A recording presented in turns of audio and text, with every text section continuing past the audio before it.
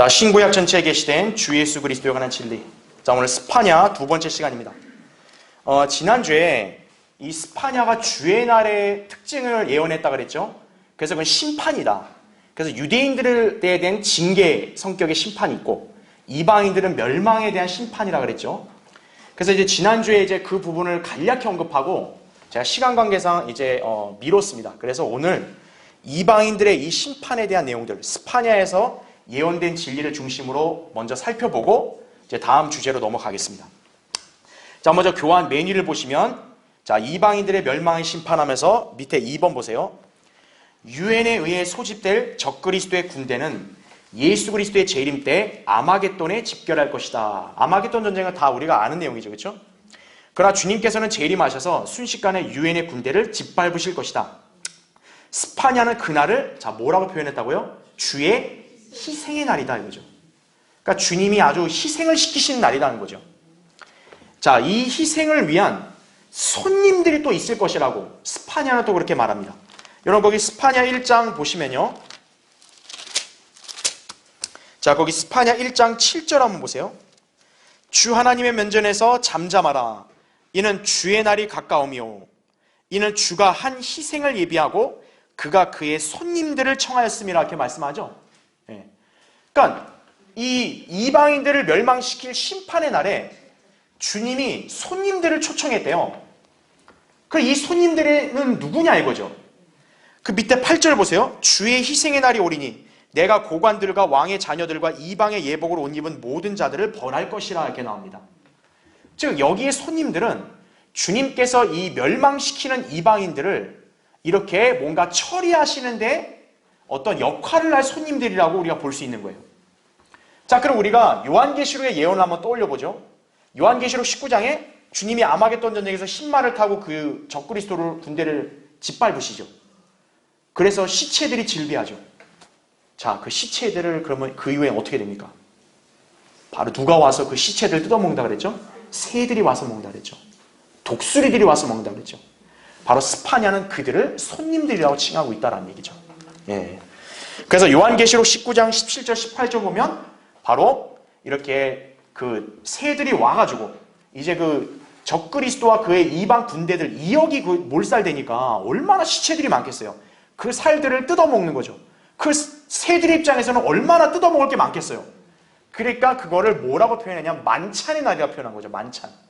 그러니까 여기서 손님들은 바로 이 주님에 의해서 멸망당한 그 이방 군대의 시체들을 뜯어먹는 바로 새들을 가리킨다. 이렇게 이해하시면 되겠죠. 욥기 39장 29절부터 30절에도 그렇게 나온다는 얘기죠. 살을 뜯어먹고 피를 마실 새들이다라는 거죠. 손님들은. 아주 끔찍한 거죠. 예. 자, 그 다음에 밑에 3번을 보세요. 또 스파냐 1장 10절에는 작은 산들로부터는 크게 무너져 내리는 소리가 있으리라 이렇게 예언을 합니다. 즉 쉽게 얘기하면 주님이 재림하실 때 어떻다는 거예요? 엄청난 소리가 나온다는 얘기죠. 그럼 여러분 이 소리는 누가 바라는 거죠? 주님이 바라시는 거죠. 그래서 계속 보세요. 이것은 주님께서 재림하실 때 마치 술 취하는 자를 깨어나게 하는 엄청난 함성이 있을 것을 말한다라는 얘기예요. 그래서 거기 시편 78편 65절에는 이렇게 나옵니다. 그때 주께서 잠에서 깬 자같이 포도주로 인하여 외치는 용사같이 깨셨으니 이렇게 말합니다. 예. 자, 그래서 밑에 괄호 1번 보세요. 다윗은 그것을 뭐라고 묘사했다고요? 천둥으로 묘사했다. 사무엘하 22장 14절에는 주께서 하늘로부터 천둥을 발하셨고 지극히 높으신 분께서 자 뭐를 냈다 그래요? 음성을 내셨도다. 바로 이게 재림 때 주님이 이방 민족들을 멸망시킬 때 바로 엄청난 음성을 발하시는 것을 말하는 거죠. 예. 이거는 우리가 쉽게 예측할 수 있는 게 뭐냐면 초림 때 예수님이 이게 하늘에서 음성이 날 때도 사람들은 천둥 소리로 알았잖아요. 예. 위험 있는 주님의 음성인 거죠. 그렇죠? 자, 그래서 괄호 2번 보세요. 주님께서 다시 오실 때 그분은 천둥과 같은 목소리로 외치시고 소리 지르실 것이다. 그죠? 그러면 땅은 흔들리고 산들은 녹게 될 것이다. 이거죠. 하박국 3장 3절에도 우리가 봤던 말씀 그대로. 예. 사람들은 공포에 질리고 통곡하며 바위들과 산들에게 애걸할 것이다. 이거죠. 그게 요한계시록 6장 15절부터 17절에. 그렇죠? 엄청난 지각 변동이 나는 거예요. 대환란 끝에. 그러니까 그 지각 변동이 왜 일어나냐? 바로 주님의 엄청난 음성이 바라니까 지각 변동이 나고 막 산들이 녹아내고 이러는 거예요. 그럼 여러분 땅에 사는 사람들이 공포에 질리겠어요? 안 질리겠어요? 질리는 거죠. 그럼 이런 사람들이 할 수 있는 게 뭐냐? 대피하는 거예요. 대피. 도망가는 거예요. 어디로. 그러니까 어디 막 깊은 산에 바위나 이런 데 숨으면 좀 안전하겠지. 어리석은 인간들은 그렇게 생각할 거라고요. 아무리 숨어봤자 재림 때는 소용없다는 얘기죠. 자, 괄호 3번. 그래서 스파냐는 주의 큰 날이 가깝도다. 그 날이 가깝고도 심히 급하니 곧 주의 날의 음성이라. 용사가 거기에서 비통하게 부르짖으리라. 1장 14절에 그렇게 예언하고 있는 것이. 스파냐 1장 14절에 보면 주의 큰 날이 가깝도다. 근데 여러분 생각해 보세요. 이게 스파냐가 예언할 때가 한 BC 한 630년경인데 지금으로부터 거의 1400 몇백 년, 몇십 년 이상 지났는데도 아직 이 예언은 안 이루어졌잖아요. 하지만 하나님의 관점에서 어때요? 그 재림은 가깝다는 거죠. 얼마 안 남았다는 얘기죠. 이제 그날이 되면 어떻게 되는 거예요? 이렇게 이방인들의 생각의 관점대로 막 이렇게 살기 좋아지고 그들의 입장에서는 평화롭고 이게 아니라는 거죠. 하나님을 거부하고 대적한 자들은 비통하게 이렇게 울부짖어야 될 날이라는 얘기죠. 왜? 그들에게 멸망의 날이니까 그게. 그렇죠? 자, 그래서 밑에 4번 보세요. 스파냐는 주의 날에 대해서 뭐라고 표현했어요? 진노의 날이다. 주님이 진노를 쏟아부으신 날이라는 얘기죠. 그게 1장 15절에도 그날은 진노의 날이요 이렇게 표현합니다. 자, 초림 때 주님께서는 이방인들을 구원하시기 위해 오셨죠. 요한복음 3장 17절에도 주님은 세상을 정죄하러 온 게 아니라 세상을 구원하려 왔다고 초림 때는 말씀하셨어요. 그래서 초림 때는 진노를 퍼붓지 않으셨다고요. 그렇죠? 그러나 재림 때는 거꾸로 초림 때와 같은 사랑과 자비가 있을까요? 없죠, 이제. 주님께서는 이방인들을 향한 진노의 심판을 퍼부으실 것이다 라는 거죠. 그 다음에 거기 1장 17절을 보세요. 내가 사람들에게 고통을 주리니 그들이 눈먼 사람들처럼 걸을 것이라. 이는 그들이 주를 거슬러 죄를 지었음이라 그러죠. 왜 주의 날의 심판에 이들이 당하냐? 유대인이든 이방인이든 다 똑같아요. 왜 주의 날의 심판에 당하냐? 하나님을 거슬러 죄를 지었기 때문에 그런 거예요. 어떤 특정한 범죄를 저질러서 이게 아니라 하나님을 거슬러 죄를 지었기 때문에 바로 그 변질된 유대인들이나 그 다음에 하나님을 대적한 이방인들이나 주의 날 때는 바로 그들에게는 비참한 날이 되는 거죠. 그러면서 계속 보세요. 그들의 피가 티끌처럼 쏟아진단 말 나오죠. 그들의 살은 똥같이 쏟아지리란 말이 나오죠. 그러니까 일반 학자들이나 이 신학자들, 목사들은 이걸 그냥 상징적으로 해석하는데 그게 아니라 이 날은 어때요? 피가 엄청나게 쏟아지는 거죠. 우리가 아마겟돈 전쟁의 특징이 뭐라 했어요? 예수 그리스도와 우리 군대가 적그리스도의 군대를 짓밟으면 피가 어떻게 된다 그랬어요? 말 고삐까지 차서 1600 스타디온까지 흐른다고 나왔죠. 엄청난 거리죠. 그래서 그들의 피가 티끌처럼 쏟아진다. 이건 재림 때 주님께서 그들을 짓밟으심으로써 피가 말고삐까지 찰 것을 예언한 것이다. 그죠?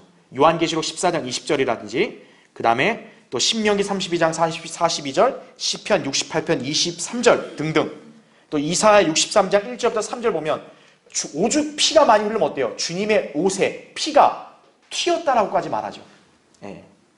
바로 스파냐도 그 점을 여기서 예언으로 언급한 것이다. 그죠?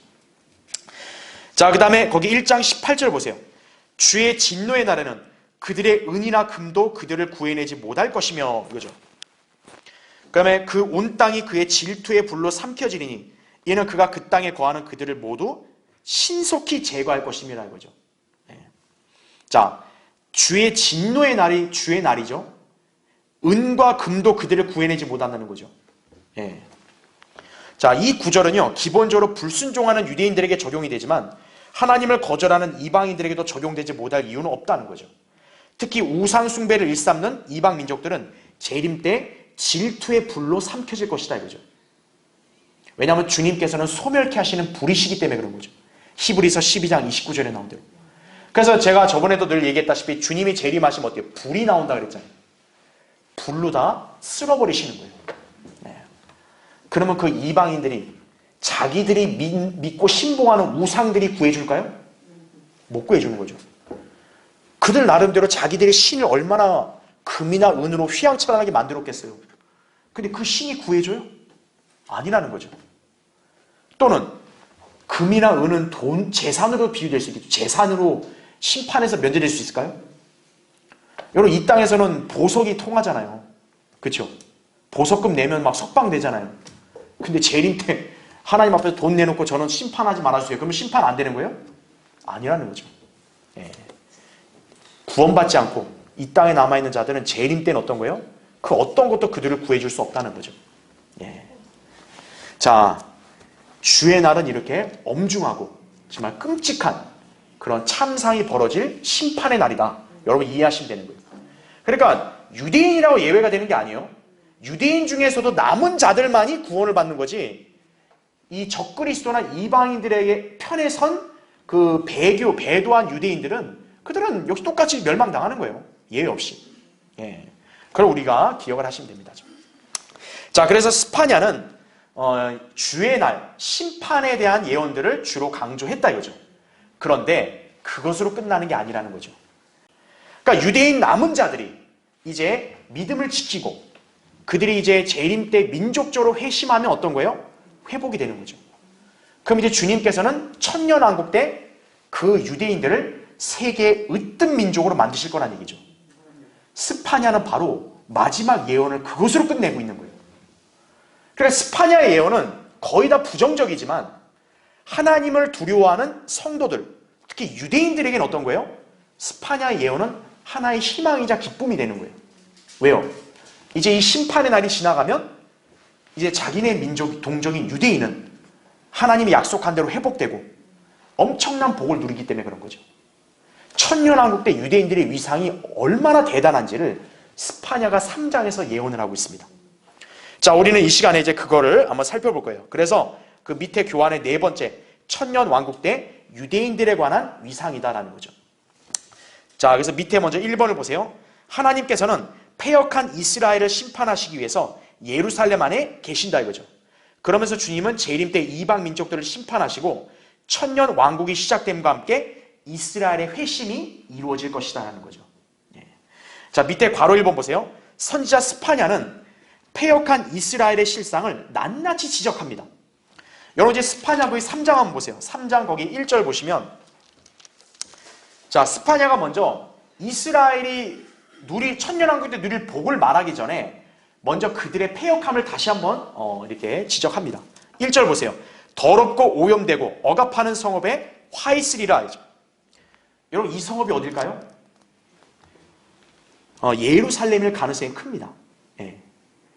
왜 그런지 보세요. 2절. 그녀는 그 음성에 복종하지 아니하며 교훈을 받지 아니하고 주를 신뢰하지 아니하며 그녀의 하나님께 다가서지 아니하였도다 얘기하죠. 그녀의 하나님이라고 표현하죠. 그러니까 여기에 성읍을 그녀라고 했을 때는 예루살렘을 가리키는 거죠.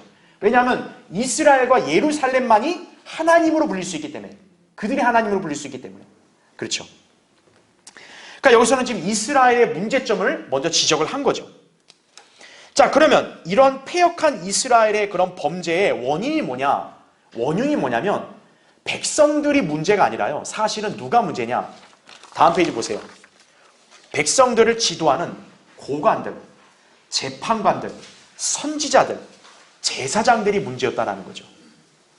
그러니까 여러분이 아셔야 될 게 뭐냐면 죄악이 아주 극심하고 하나님의 진노의 심판을 거의 받기 직전까지 악한 상태까지 이르게 되는 원인이 뭐냐면 1차적으로는 지도자들의 부패예요.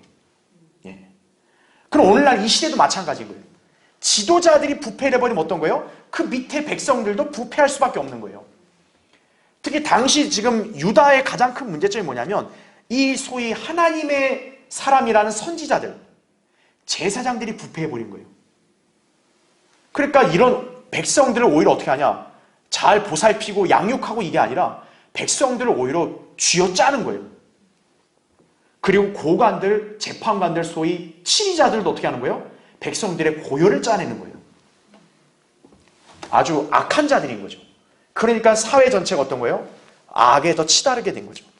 그게 지금 이스라엘의 문제점이라는 거 지금 역사적 배경이 바로 그거예요. 자, 그런데 거기 괄호 2번 보세요. 그러나 이스라엘은 자신들의 그런 수치스러운 상태를 전혀 인지하지 못한다 이거죠.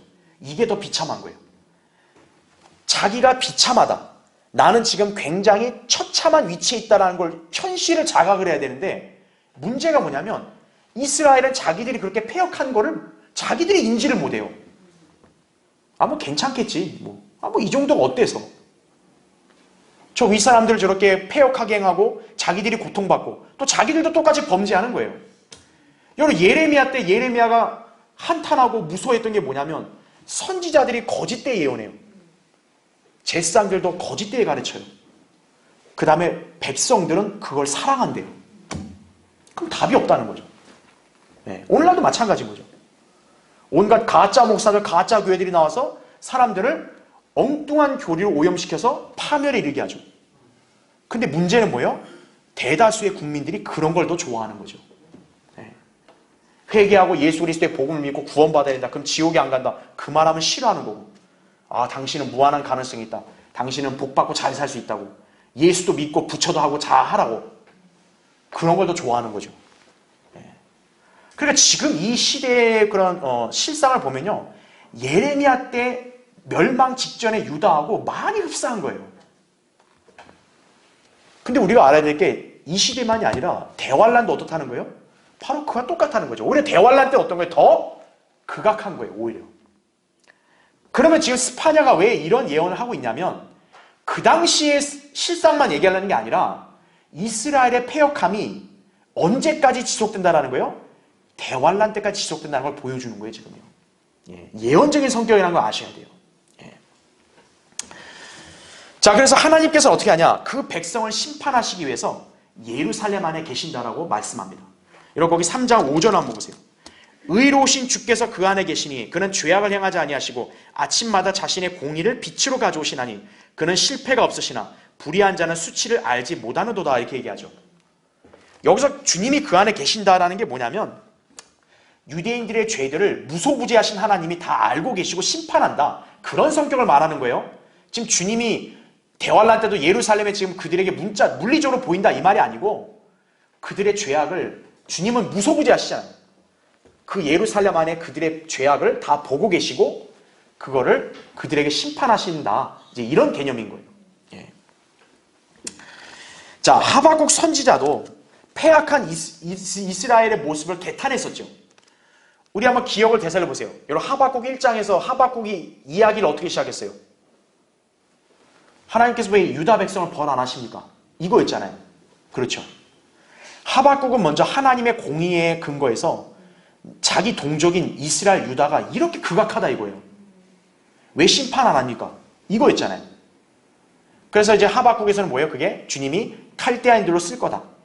그럼 이제 하박국이 또 반문하죠. 왜 더 악한 칼데아인이냐고. 그들도 벌할 거야. 그리고 너의 동족, 내 백성 이스라엘의 남은 자들은 회복시킬 거야. 이게 하박국 예언의 핵심 아니었어요. 그러니까 스파냐도 같은 맥락인 거예요. 그러니까 하박국에서 개탄했던 그 이스라엘의 죄악상은 과거만이 아니라 대환란 때까지도 그렇게 이어진다는 얘기죠. 예. 이스라엘의 패역함은 대환란 때까지도 이어지는 거예요. 예. 자, 그래서 괄호 3번 보세요. 하나님께서는 이방 민족들을 심판하심으로써 그것을 보고 이스라엘 백성이 회심하기를 바라셨으나 그들이 바로잡히지 않았다는 거예요. 그 3장 7절에도 6절 7절에도 그게 나와요. 그건 이제 나중에 읽어보시면 되고요. 즉 뭐냐면 주님께서는 이방인들을 심판하셨어요. 악한 이방인들을. 왜 심판했냐면 이스라엘 백성이 그걸 보고 교훈을 삼기를 바라셨던 거예요. 너희의 하나님인 나는 이런 죄악에 대해서 가만 안 둔다. 그러니까 이방인들을 본보기로 다루면서 유대인들이 그거를 보고 교훈을 삼기를 바라셨다라는 거예요. 스파냐가 지금 예언하는 거예요. 근데 문제는 뭐예요? 이스라엘은 그걸 교훈을 삼았어요? 안 삼았어요? 안 삼은 거죠. 오히려 어떻게 하는 거예요? 그 이방인들의 죄악을 유대인들이 똑같이 따라하는 거죠. 하나님의 백성이 오히려. 그러니까 주님은 그런 이방인들을 진멸시켜서 교훈을 삼으라고 본을 줬는데 전혀 교훈을 안 받았다는 얘기죠. 그게 언제까지요? 대환란 때까지도 안 했다는 거예요. 지금 이 시대부터 대환란 때까지도. 자, 그러나 대환란이 끝나고 이제 천년 왕국이 시작이 되면 어떤 거예요?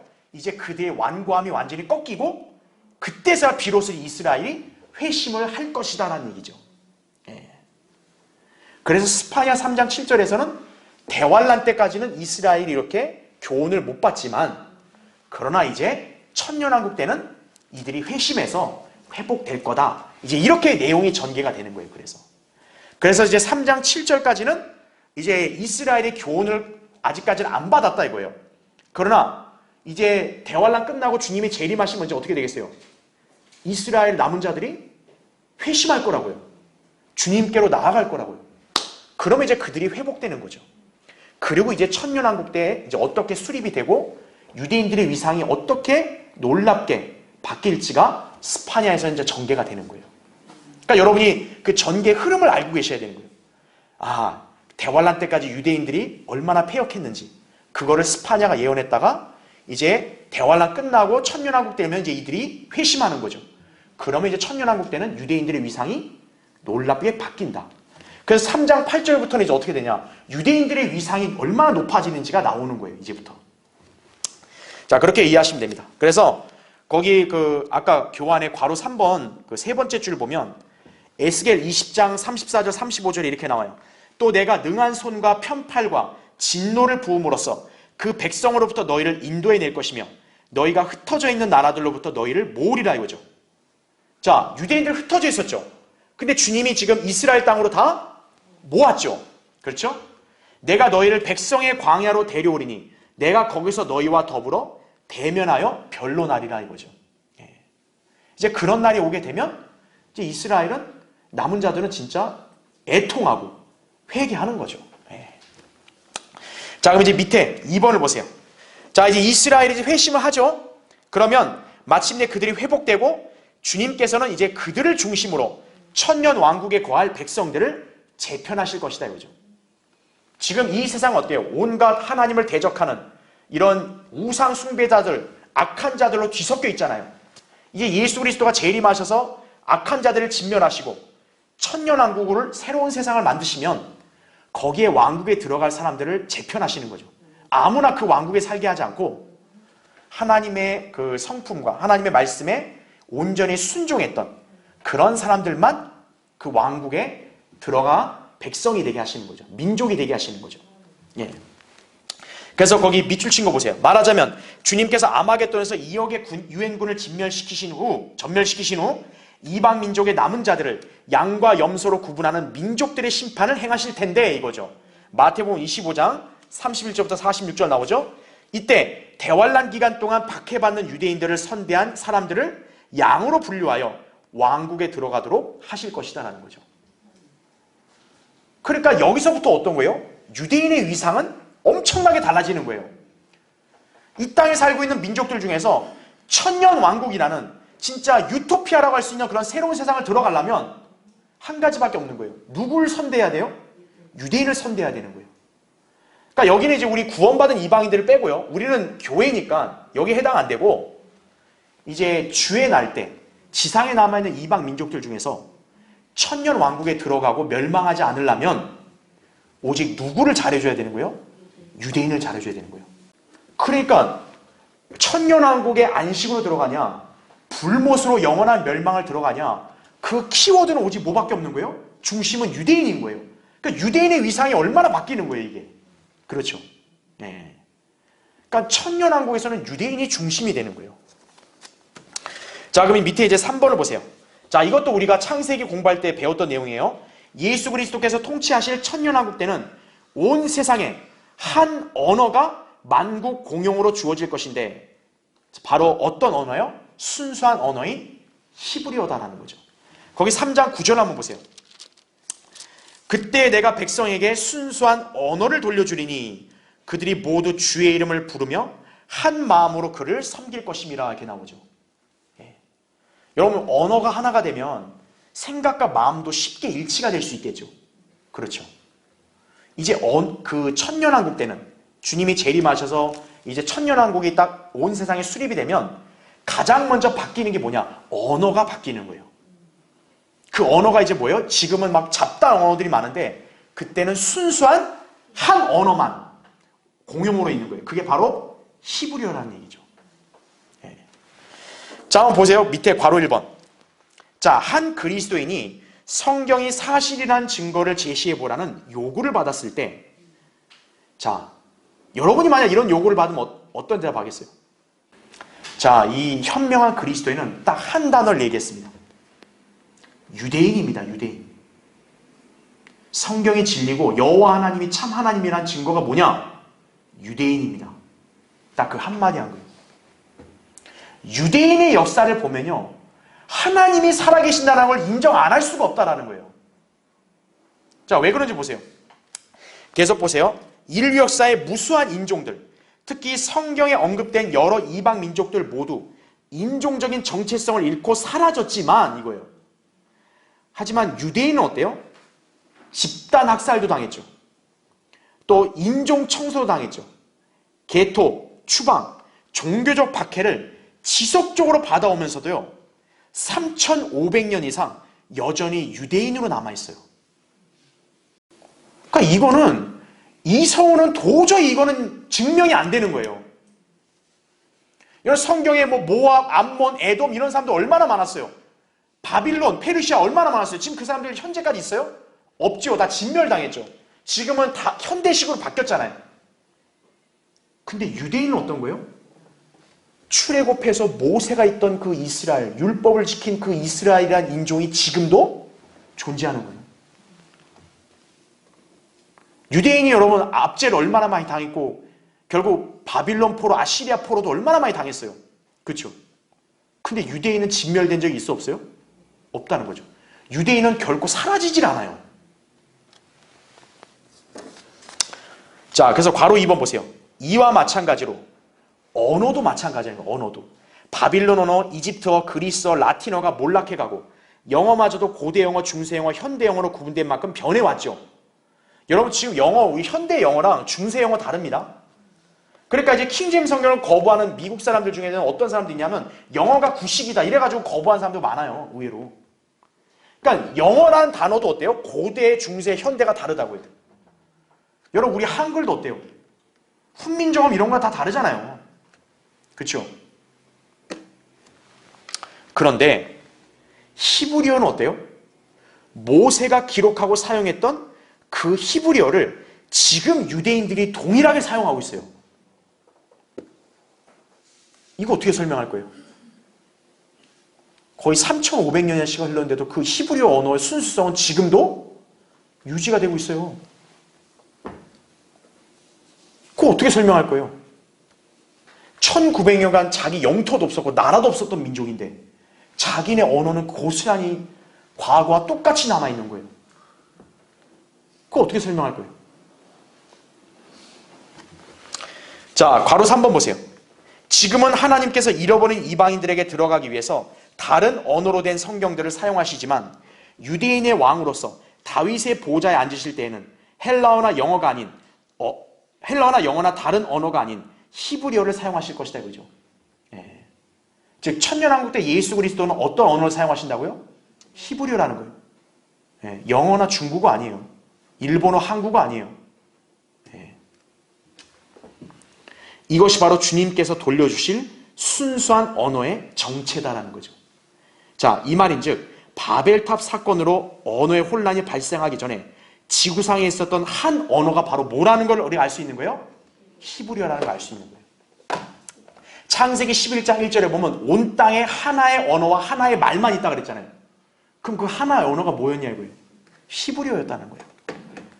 자, 여러분 잘 보세요. 이 성경이 얼마나 하나님께서 역사를 얼마나 섭리적으로 주관하시냐면요. 자,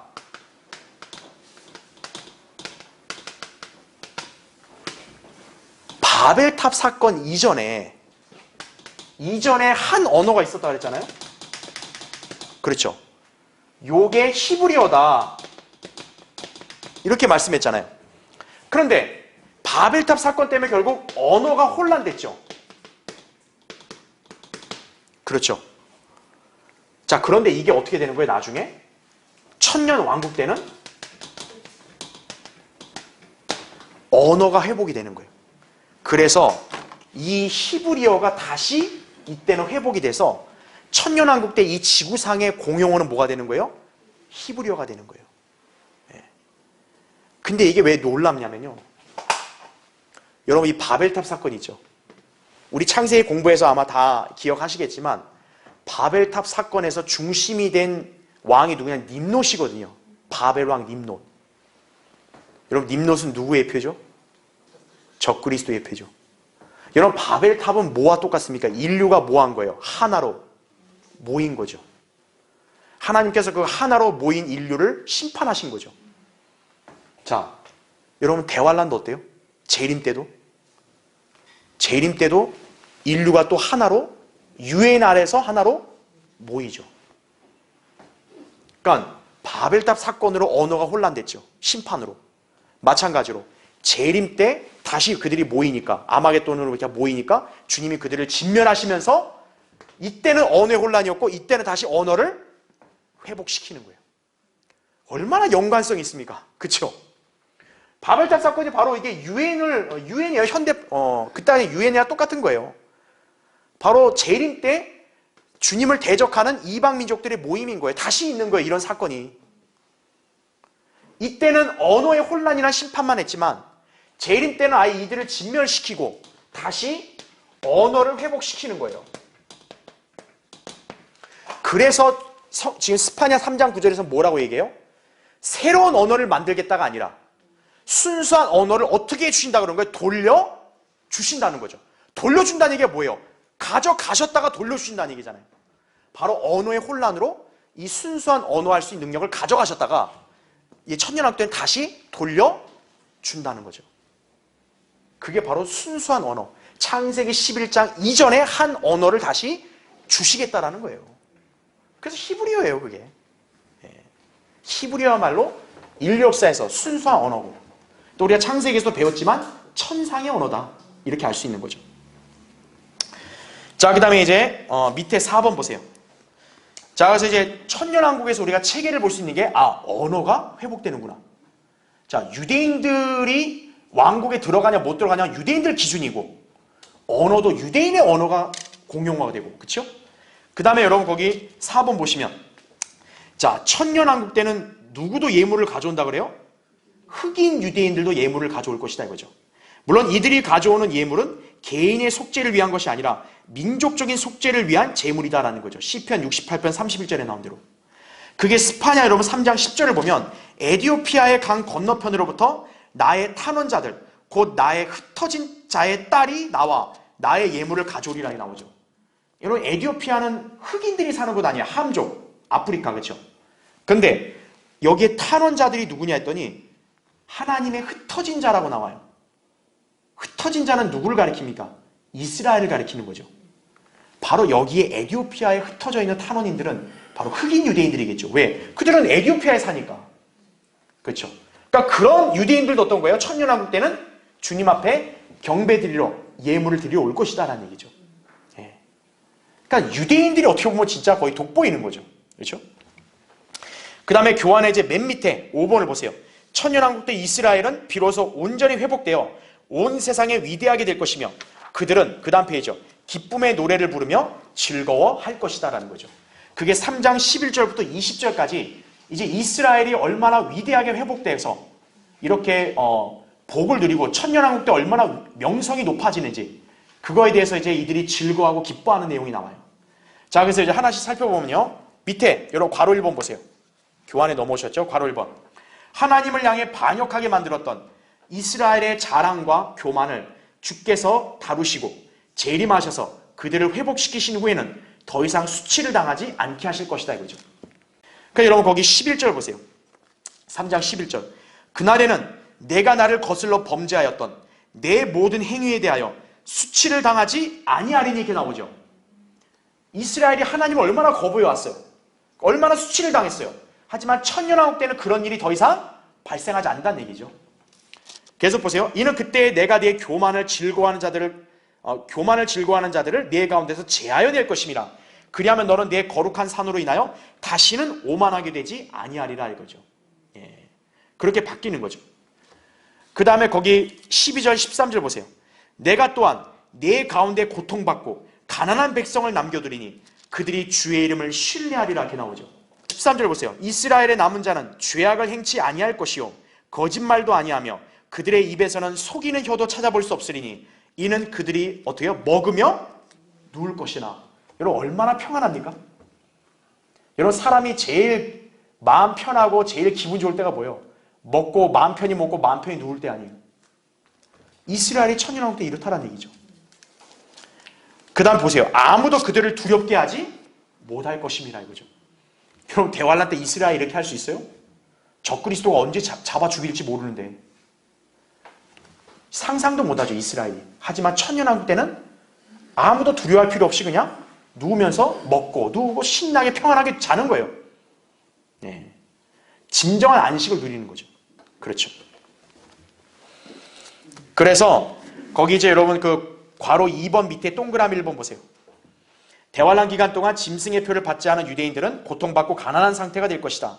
그러나 적그리스도로부터 도망친 유대인들은 에돔에 있는 셀라 페트라로 피해 숨을 것인데 하나님께서는 출애굽한 이스라엘을 광야에서 먹이셨던 것처럼 그들을 만나러 먹이실 것이다 라는 얘기죠. 분명히 이스라엘은 이렇게 표를 안 받으니까 남은 자들은 표를 안 받으니까 가난하단 말이에요. 그러나 그들이 굶어 죽진 않게 주님께서 부양을 하시는 거죠. 만나로. 그렇죠? 그 다음 동그라미 2번. 주님께서 돌아오시면 광야에 숨어있는 유대인들을 구하고 순교한 자들을 부활시켜 예루살렘을 이제 그들에게 넘겨주실 것이다라는 얘기죠. 대환란 때는 예루살렘을 누가 차지해요? 적그리스도가 차지하고 있죠. 하지만 예수 그리스도가 재림하면 그 이스라엘 남은 자들에게 예루살렘을 다시 넘겨준다는 얘기죠. 그래서 거기 에스겔 36장 27절부터 29절에 나오죠. 또 내가 나의 영을 내 안에 두어 너희로 나의 규례대로 행하게 하리니 너희가 나의 명령을 준수하고 행하리라. 너희는 내가 너희 조상들에게 주었던 땅에서 거하리니 너희는 나의 백성이 되고 나는 너희 하나님이 되리라. 내가 또한 너희를 너희의 모든 더러움으로부터 구원할 것이며 또 내가 곡식을 가져와서 풍성케 하여 너희에게 기근을 두지 아니하리라 이거죠. 대환란 때는 진짜 굶어 죽을 수 있는 상황인데 천년왕국 때는 더 이상 그럴 일이 없다는 거죠. 자, 그 다음에 이제 괄호 3번 보세요. 주님께서 이스라엘을 위해서 위대한 일을 행하셨으니 이스라엘은 이제 주님을 어떻게 합니까? 노래하게 된다는 거예요. 그래서 그 교환 계속 보세요. 오 시온에 따라 노래하라. 오 이스라엘아 부르짖으라. 오 예루살렘에 따라 마음을 다하고 기뻐하고 즐거워하라 이렇게 나오죠. 여러분 시편에도 어때요? 막 이렇게 시온아 노래하라 그리고 또 하나님을 찬양하라 나오잖아요. 교리적으로 보면 바로 재림 때 주님의 그런 위대한 역사와 영광을 찬양하는 거죠. 이스라엘이라면 그렇게 당연히 해야 되는 거예요. 왜? 하나님께서 그대로 회복시킬 뿐만 아니라 천년왕국에서 가장 높여주셨으니까. 그렇죠? 네. 그러니까 여기서 노래하라 이거예요. 그리고 기뻐하고 즐거워하라는 거죠. 그 다음에 계속 보세요. 교환에 내 가운데 계신 주 너의 하나님은 능력이 있으시니 그가 너를 구원하실 것이요 그가 기쁨으로 너를 즐거워하시리라. 그는 그의 사랑 가운데 안식하실 것이요 그는 노래로 너를 기뻐하시리로다 이렇게 말하죠. 그래서 밑에 동그라미를 보세요. 주님께서 이스라엘을 대적하여 일어선 원수들을 쫓아내셨으며 그분께서는 예루살렘에 세워진 다윗의 보좌에서 통치하신다라는 거죠. 자, 예수 그리스도가 천년왕국 때 세상의 왕이잖아요. 그렇죠? 근데 그 왕은 어느 인종의 왕인 거예요? 유대인의 왕인 거죠. 그렇죠. 그러니까 유대인은 얼마나 자부심이 대단하겠어요. 그렇죠. 그리고 그 왕은 수도를 어디에 삼으신 거예요? 예루살렘을 수도로 삼았죠. 그 왕이 앉는 보좌는 또 어디에 있는 거예요? 예루살렘의 다윗의 보좌에 앉는 거죠. 그래서 천년왕국 성전의 이름은 뭐라고 나와요? 주께서 거기 계시다. 에스겔 48장 35절에. 오죽하면 천년왕국 성전의 이름이 뭐예요? 주께서 거기 계신다는 거예요. 네. 이스라엘 하나님이신 그분이 온 땅의 왕이 되시고 아까 우리 9절에 읽었던 대로 그분의 이름만 있게 될 거라는 얘기죠. 스파냐 3장 9절에 나온 대로 오직 온 땅에는 하나의 언어만 있고 한 분 주만 있다는 거죠. 다른 신은 있어요? 없어요? 없다는 거죠. 아, 천년왕국 때 나 부처 믿을래요. 그럼 바로 불모 가는 거예요. 네. 나 그 이슬람 믿을래요. 그럼 불모 가는 거예요. 나 내 조상신 섬기려고 그럼 불모 가는 거예요. 바로. 네. 아, 난 안 믿어요. 그럼 불목하면 되는 거예요. 예. 그때 오직 한 분 하나님 주만 불러야 되는 거예요. 천년왕국 때는 누구도 예의 없다는 거죠. 예. 자, 그래서 밑에 동그라미 2번 보세요. 이스라엘의 왕, 곧 주께서, 자, 누구 가운데 계신다 그래요? 내 가운데 계시니. 여기서 내가 바로 이스라엘인 거죠. 주님이 너의 가운데 계시니 네가 다시는 악을 보지 못하리라 이거죠. 그렇죠. 주님이 거기 계신데 어떻게 악이 어떻게 있어요? 이게 스파냐 3장 15절에 하신 말씀이죠. 그래서 이스라엘은 더 이상 두려워할 이유가 없다라는 거죠. 그전에는 주님이 그들과 함께 안 계실 때는 어떤 거예요? 두려운 거예요. 왜? 그들 안에 악이 들어올 수 있거든요. 악이 그들을 해칠 수 있거든요. 하지만 천년왕국 때는 주님이 그들 가운데 계시니까 악이 더 이상 그들을 괴롭힐 수 있어 없어요? 없는 거죠. 그러니까 이스라엘은 천년왕국 때는 두려움 없이 사는 거예요. 그래서 스가랴 14장 11절에 이렇게 나옵니다. 그 안에 사람들이 거하리니 더 이상의 파멸은 결코 없을 것이며 예루살렘에는 안전하게 사람이 살리라 이거예요. 여러분 지금 예루살렘이 안전해요? 아니죠. 언제 자살폭탄 테러가 날지 모르고 언제 또 이런 싸움이 날지 몰라요. 유대인들은 언제 죽을지도 몰라요. 그 팔레스타인 인간들 때문에. 그러나 천년왕국 때는 이 예루살렘은 안전하다는 거예요. 왜요? 화평의 왕이신 그분이 계시니까 더 이상 소동이나 이런 게 없는 거죠. 그렇죠? 그 다음에 동그라미 3번 보세요. 한편 솔로몬의 노래에서 신랑이 신부를 자랑하듯 주님께서도 회복시키신 이스라엘을 노래하신다라는 거예요. 이게 희한한 게 뭐냐면 이스라엘이 하나님을 노래하고 기뻐하는 건 당연하죠. 근데 하나님도 이스라엘을 위해서 노래하고 기뻐한다는 거예요. 자, 거기 교환을 제가 표시해놨죠. 이사야 65장 18절 19절 보세요. 그러나 너희는 내가 창조하는 것으로 영원히 기뻐하고 즐거워하라. 보라, 내가 예루살렘을 즐거움으로 창조하고 그 백성을 기쁨으로 창조하노라. 내가 예루살렘을 즐거워하며 내 백성을 기뻐하리니 우는 소리와 부르짖는 소리가 그 가운데서 더 이상 들리지 아니하리라. 이렇게 나온 거죠. 자, 주님께서 이스라엘을 회복시켰잖아요. 그러니까 주님이 그거를 기뻐하시는 거예요. 그거를 즐거워하시는 거예요. 그러니까 이스라엘만 회복돼서 즐거운 게 아니고 주님도 그분의 백성을 회복시켜서 즐거워하신다라는 거예요. 네. 그러니까 천년왕국은요, 왕도 즐거워해. 왕의 중심 백성도 즐거움이 가득 차. 천년왕국에는 더 이상 어떤 고통과 슬픔 이런 게 없는 거예요. 예수 그리스도를 믿고 섬기고 하면 어떤 그런 게 없는 거예요. 예.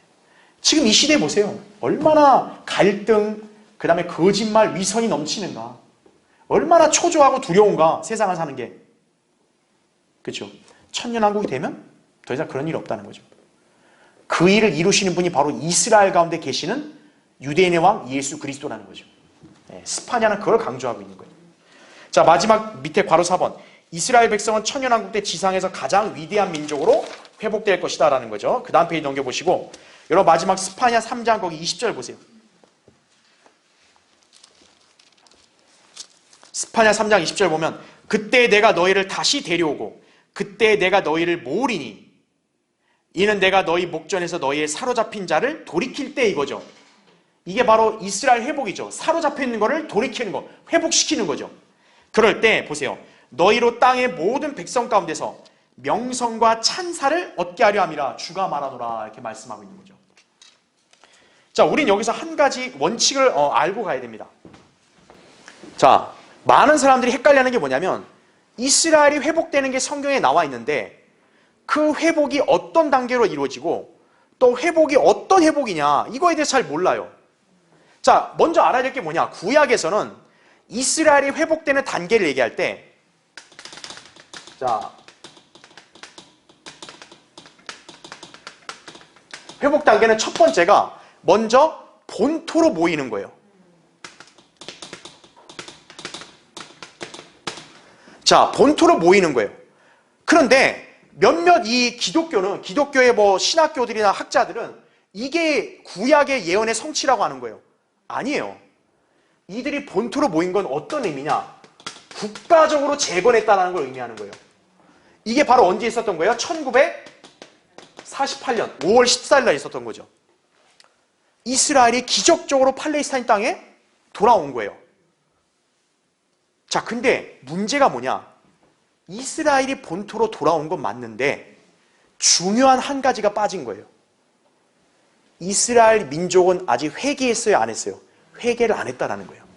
다시 말하면 물리적으로는 모였지만 아직 영적 회복은 안 된 거예요. 이스라엘의 회복에는 영적인 회복이 먼저 돼야 돼요. 하나님은 어떤 분이에요? 물리적인 것보다 영적인 걸 우선시 하시잖아요. 이스라엘이 회복이 되려면 영적인 회복이 돼야 돼요. 이 영적인 회복엔 반드시 뭐가 수반돼야 되냐? 회개가 있어야 돼요. 회심. 근데 유대인들의 문제는 아직 이걸 안 했다라는 거예요. 그래서 아직 유대인들의 회복은 이루어지질 않은 거예요. 그러면 이제 언제 있냐? 이제 이들이 대환란을 겪죠. 결국 이것 때문에 대환란을 통과해야 돼요. 그러고 나서 이제 어떻게 되는 거예요? 재림 때 이들이 영적으로 회심을 하는 거예요. 네. 이게 이제 스가랴 12장 10절에 있는 말씀이에요. 이제 주님을 오면 그들이 찔렀던 나를 볼 거다 이거죠. 나를 보면서 모든 민족이 애통해 한다고 나옵니다. 왜냐? 자기들이 찔렀던 분이 바로 구약의 메시아고 하나님이셨다라는 걸 이제 그때서야 아는 거니까. 그래서 이제 대대적으로 민족이 애통해하고 회심을 하는 거죠. 이러고 나서 이제 어떻게 되는 거예요? 이제 영적 회복이 일어나는 거예요. 영적 회복이. 그래서 이제 우리가 새 언약 배웠잖아요. 새 언약이 바로 뭐예요? 이스라엘 유다를 용서한다는 거죠. 죄들을 기억 안 한다는 거죠. 바로 주님이 재림하셔서 영적 회심을 하면 용서받는 거죠. 이스라엘이. 구원받으니까 회복되는 거예요. 그리고 이제 이것만으로 끝나는 게 아니라 물리적인 회복까지도 이루어져서 이제 어떻게 되냐? 이들이 번성하게 된다는 거죠. 이것까지 돼야 되는 거예요. 그래서 여기 물리적인 회복에는 정치적인 회복까지도 포함되는 거예요. 그렇죠? 정치적인 회복이 바로 뭐냐? 그들을 통치할 메시아가 물리적으로 통치를 해야죠. 그게 회복이 되는 거예요. 그러니까 우리가 알아야 될 게 뭐냐면 구약에서 이스라엘이 회복돼서 메시아가 오고 통치한다. 이게 이루어지는데 성경에서 갑자기 이루어진다 말하는 게 아니라 구약에서는 이미 이스라엘을 먼저 본토로 모이고 그리고 나서 이들이 대환란을 통과해서 회심하고 그 영적으로 먼저 회심해서 회복이 되면 하나님의 백성의 지위가 회복되는 거죠. 그러면 이제 거기에 따라서 물리적으로 회복을 해서 번성하게 된다는 거죠. 이게 순서예요. 이스라엘 회복에. 그러니까 스파냐를 우리가 볼 때도 바로 그런 예언적 순서를 갖고 있는 거예요. 예. 그래서 이렇게 되면 번성하게 되니까 유대인이 으뜸이 되는 거죠. 자, 그래서 이제 그거는 여러분들이 이제 거기 동그라미 2번을 보세요. 이제 이스라엘은 온 세상에서 가장 위대한 민족이 되어 모든 이방 민족들은 이스라엘을 섬겨야 할 것이고 그들이 예수 그리스도를 보기 위해서는 누구를 거쳐야 돼요? 유대인을 거쳐야 할 것이다 이거죠. 자, 대표적인 구절을 거기다 제가 표시해놨죠. 이사야 60장 12절에 뭐라고 나와요? 너를 섬기지 아니하는 민족과 나라는 어떻게 된대요? 멸망하리니 이거죠. 정녕 그러한 민족들은 완전히 황폐하리라 이거예요. 그 다음에 이사야 61장 5절 6절 보면 타국인들이 일어나 너희 양떼를 먹일 것이요 외국인의 아들들이 너희의 경작자와 포도원 가꾸는 사람이 되리라. 그러나 너희는 주의 제사장들이라 불릴 것이요 사람들이 너희를 우리 하나님의 일꾼들이라 부를 것이라. 너희가 이방인들의 재물을 먹을 것이며 그들의 영광으로 너희가 너희 스스로를 자랑하리라 이거죠. 천년왕국 때 이방인들이 해야 될 일이 뭐냐? 유대인들을 부양해야 돼요. 왜? 유대인들은 하나님의 민족적인 제사장의 지위를 다시 회복하는 거예요. 출애굽기에서 모세한테 하나님이 약속한 게 뭐예요? 너희는 제사장들의 왕국이 된다 그랬잖아요. 천년왕국 때 이스라엘은 지상에서 제사장의 왕국이 되는 거예요. 민족이 되는 거예요.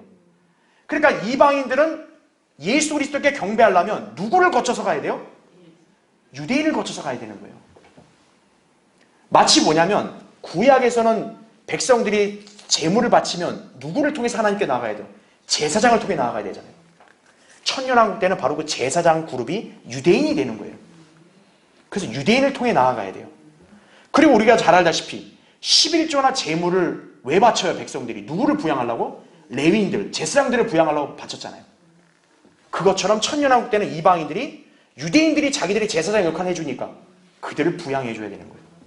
네, 그걸 말하는 거죠. 그 다음에 동그라미 3번 이스라엘은 땅의 모든 백성들 가운데서 명성과 찬사를 얻게 될 것이다 라는 거죠. 그래서 이사야 61장 9절에는 이렇게 나와요. 그들의 씨가 이방인들 가운데서 그들의 후손이 백성 가운데서 알려질 것이요 그들을 보는 모든 사람들은 그들이 주가 복주신 씨인 것을 인정하리라 이거죠. 예. 유대인을 누구도 무시 못하는 거예요. 그때는. 그리고 거기 이사야 62장 2절 4절 보면 이방인들이 내 의를 모든 왕들이 내 영광을 볼 것이요 너는 주의 입이 명명할 새 이름으로 불리리라 이렇게 나오죠. 너는 또한 주의 손에 영광의 멸류관과 내 하나님의 손에 왕의 두건이 될 것이라.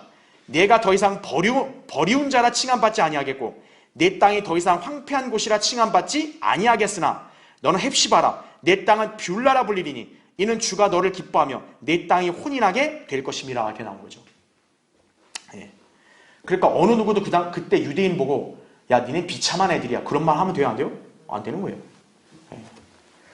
지금 여기는 제가 구절 표시 이렇게 안 썼지만 스가랴 8장 23절 보면 천년왕국 된 이방인들이 유대인의 옷자락을 잡아요. 야 하나님이 너희와 함께하는 것 같아. 그러니까 너희를 통해서 하나님 만나게 해줘. 경배하러 갈게. 이 정도의 위상으로 바뀐다는 거죠. 이게 천년왕국 때 유대인들의 위상인 거예요. 그래서 결론을 정리하면 유대인들의 언어로 세계가 통일된다. 그렇죠? 또 천년왕국에는 유대인을 어떻게 대했냐에 따라서 왕국 백성이 되냐 안 되냐가 결정된다. 그렇죠?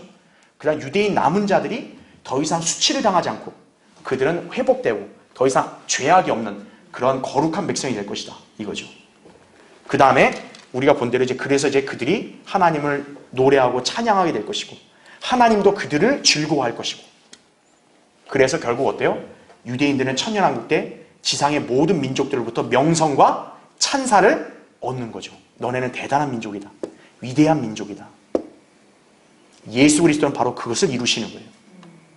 스파냐는 바로 그렇게 해서 예언을 끝내는 거예요.